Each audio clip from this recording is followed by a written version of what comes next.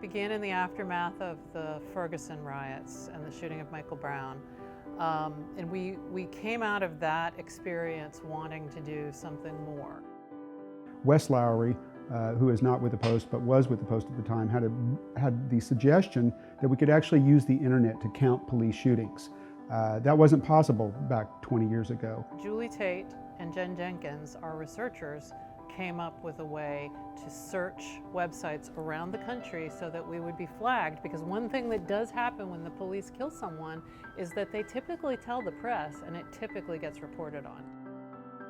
We had John Moiskins from the graphics department get involved and sort of figure out what that would look like. And once that was built, with the assistance of like Ted Milnick and Stephen Rich and other people, we started putting those shootings into the database.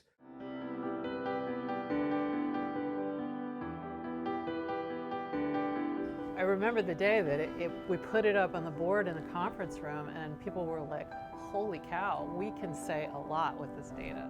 We found pretty quickly that about half of the fatal police shootings were not being recorded by the DOJ or by the FBI. The Michael Brown shooting in itself raised the question of how often these shootings were actually happening. Nobody could really answer it.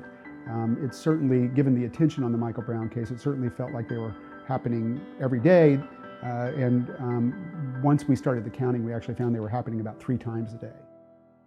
The Washington Post had not done anything this extensive or this ongoing. I mean, we certainly put databases up on the web, but what was different about this is that we had the ability to literally publish in real time information about fatal police shootings to the web.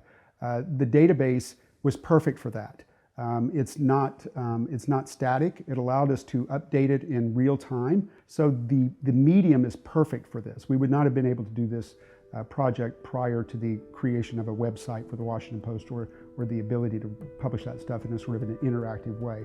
At this point, it's really a public service because it's the only data set of its kind, and researchers across the country are tapping into it. We obviously make it all the raw data is available on GitHub. It's hard to know exactly where we're informing policy discussions, but I know that we get cited quite a bit in all sorts of other work, that I feel confident that there's a usefulness to this because it helps people sort of talk about the use of force in an informed way. One of the things we learned right off the bat was that a whole bunch of these were families calling police for help with someone they loved who had a mental health problem and was having some kind of a breakdown.